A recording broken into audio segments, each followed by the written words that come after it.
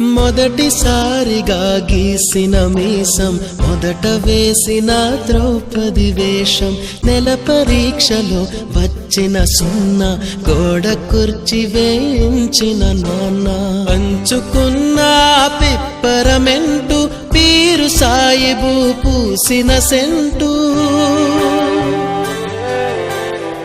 చెడుగుడాటలో గెలిచిన కప్పు, షావుకారుకెగవేసిన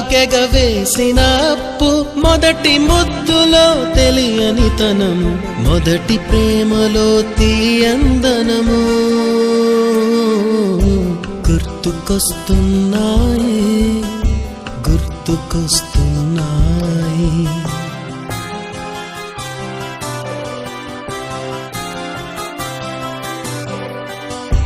ఎదలోతులో